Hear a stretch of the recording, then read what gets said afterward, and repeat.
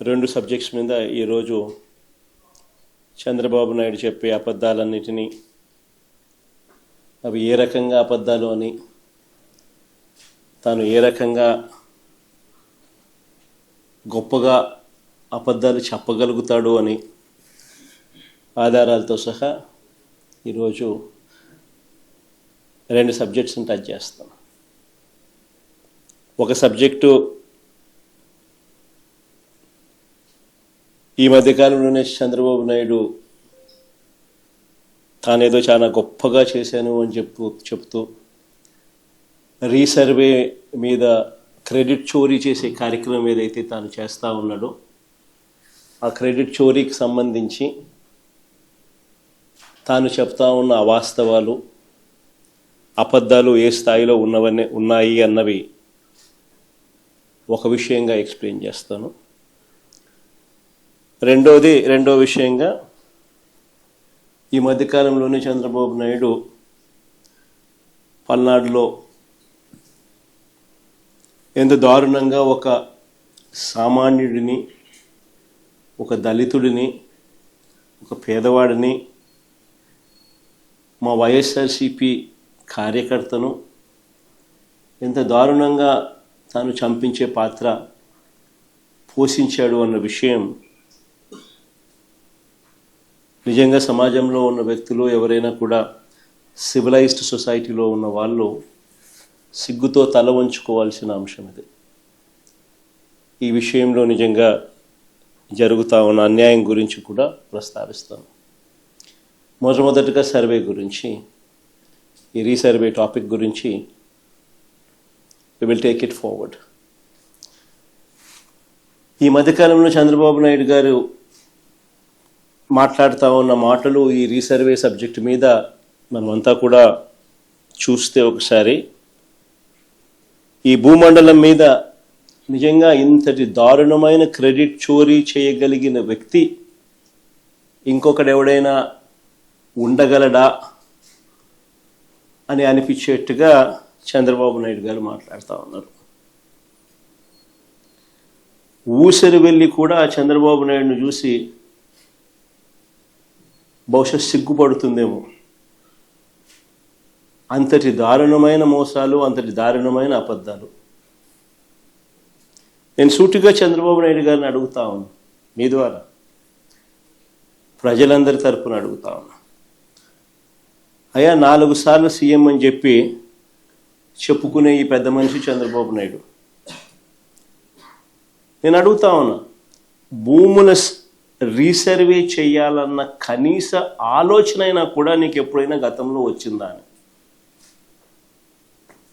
కనీసం ఆలోచన అయినా నీకు గతంలో ఎప్పుడైనా వచ్చిందా అని?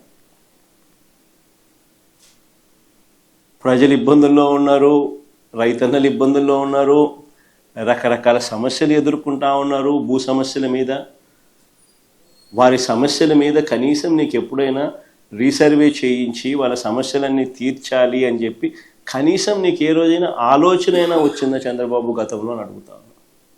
ఈరోజు క్రెడిట్ చోరీ తీసుకుంటూ తాను మాట్లాడుతూ ఉన్న మాటలకు నిజంగా ఈ పెద్ద మనిషి సిగ్గుపడాలి. అసలు భూముల రీసర్వేకి మూలం ఎక్కడి నుంచి వచ్చిందో తెలుసా? ఇది మూలం ఎక్కడి నుంచి పుట్టుకొచ్చింది అంటే 2019 కన్నా ముందు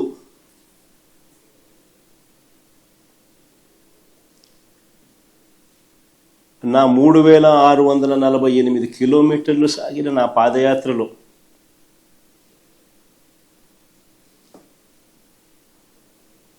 మార్గ మధ్యంలో రైతన్నలు పడతా ఉన్న అవస్థలు, ఇబ్బందులు చూసిన తర్వాత భూములకు సంబంధించి వాళ్ళ లేవనెత్తిన సమస్యల పరిష్కారం నుంచి, ఆ ఆలోచనల నుంచి, వీటికి పరిష్కారం చూపాలన్న తాపత్రయం నుంచి శాశ్వత పరిష్కారం చూపించాలన్న ఆలోచన నుంచి పుట్టుకొచ్చింది దీని మూలం. అసలు ఆ రోజుల్లో చంద్రబాబు నాయుడు గారు ముఖ్యమంత్రిగా ఉన్నారు, నా పాదయాత్ర జరుగుతూ ఉంది 2019కి ముందు. రాష్ట్రంలో ఒక్కసారి రెవెన్యూ వ్యవస్థ పరిస్థితి ఎలా ఉంది అని అంటే, సర్వేయర్లు లేరు, సరిపడా సిబ్బంది లేరు, పరికరాలు లేవు, లేటెస్ట్ టెక్నాలజీ అంతకన్నా లేదు. భూములు ఎప్పుడైనా కూడా క్రయ విక్రయాలు జరిగినా, లేకపోతే భాగ పరిష్కారాల్లో భాగంగా ఏదైనా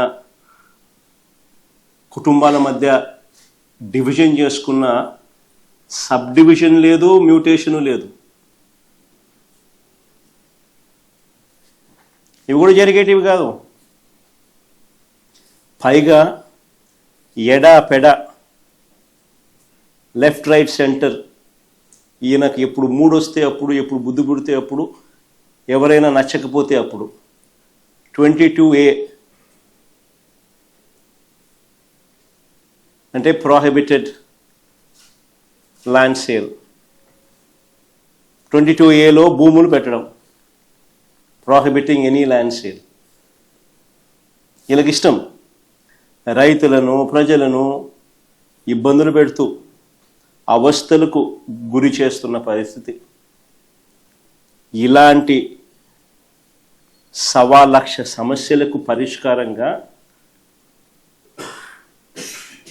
సమగ్రమైన భూ సర్వే అండ్ సమగ్రమైన ల్యాండ్ రిఫార్మ్స్.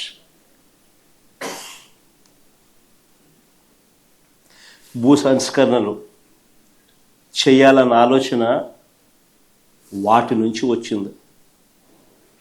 అందుకని 2019 ఎన్నికల కన్నా ముందే మా మేనిఫెస్టో కాపీ కూడా ఒక డిస్ప్లే చేయండి ఒకసారి.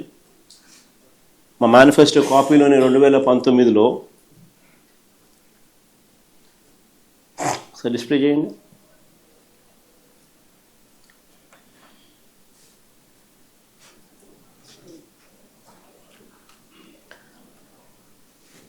చూడండి ఒకసారి.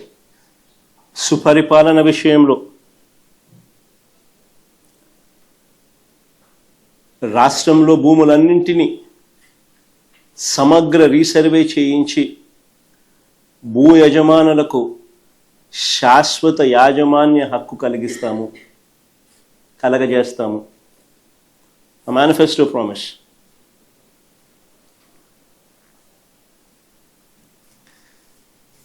అక్కడి నుంచి పుట్టుకొచ్చింది.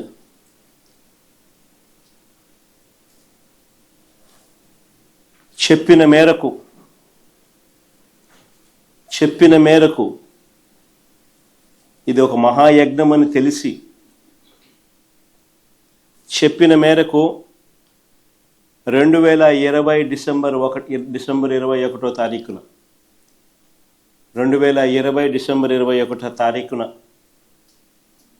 100 సంవత్సరాల క్రిందట 1923లో బ్రిటిష్ ప్రభుత్వం తర్వాత, అప్పుడెప్పుడో బ్రిటిష్ వాళ్ళు సమగ్ర సర్వే చేశారు 1923లో. దాని తర్వాత ఎప్పుడూ కూడా ఎక్కడా కూడా సమగ్ర రీసర్వే అన్నది ఎప్పుడూ కూడా ఆలోచన కూడా చేయడానికి కూడా ఎవరు సాహసించరు.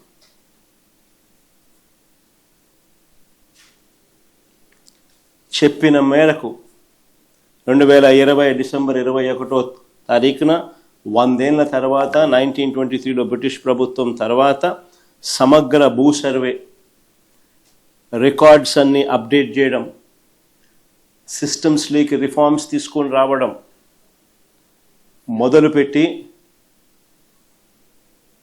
ఒక గొప్ప అడుగు పడింది ఆ రోజు. నిజంగా ఇది ఒక రాష్ట్ర ప్రభుత్వంగా ఒక సువర్ణాక్షరాలతో లిఖించదగ్గ ఒక గొప్ప అధ్యాయం.